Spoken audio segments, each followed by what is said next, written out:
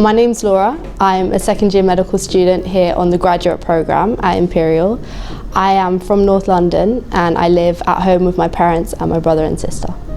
When it reached A-level, that's when I was really fully allowed to express myself and explore different mediums. So I particularly like working with pencil and ink, and I can spend 12 to 14 hours on one piece, and suddenly the whole world disappears and you're so immersed in that drawing. And I realised, aside from the talent that I've been given to be able to do art, is it gives me peace. How Imperial allows me to fulfill my expressive and artistic desires alongside studying medicine. First of all, the art gallery is right beside the library. Within like 30 meters walking distance, I'm here in the studio, so I can spend 2-3 hours in the library, and when I feel like I'm running out of steam, I will just take my sketchbook, come here and set aside 45 minutes, an hour to sit and draw. I would say it was a surprise to me that Imperial had this humanities side to them, and not just, oh yeah, we're involved in science and research and this is a little hobby you can do. They have a whole gallery open here, an art gallery, in terms of languages, other sides of humanities. Although I loved Imperial, and in my application process I wanted to come here for the research and for the reputation, as soon as I saw the gallery it was a whole other passion, like a whole other enticement for me to come here. Suddenly I wanted it even more, because I was planning, well actually I can be a medical student and take this to another level, my art, not just as a hobby. Coming to Imperial, the main thing that's changed about me is I'm becoming comfortable with who I am as a person, finding my identity and playing to my strengths.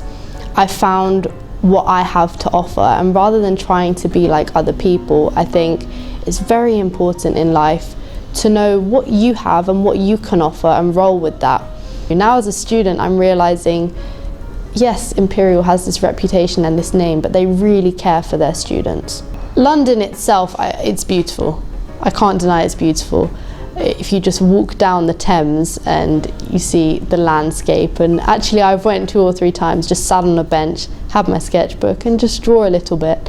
It is really beautiful, and it's moments like that where, despite the hustle and bustle, you can just sit by yourself and appreciate the design of the city and the people that it attracts. There are workshops every Wednesday afternoon. They're free to just drop in. Some of them you have to book, but most of the time you can just come. And Mindy, the head curator of the gallery, she's lovely. She's so motivating.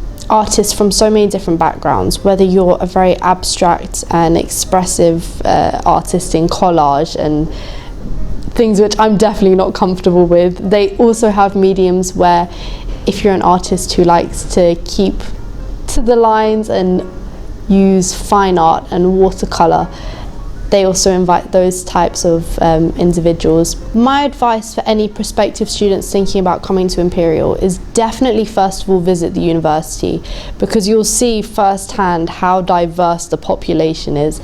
There is this stereotype and you need to really come and see the campus. I wish that I had known that there is much more to the university than just the sciences. The fact that they actually have an art gallery here open.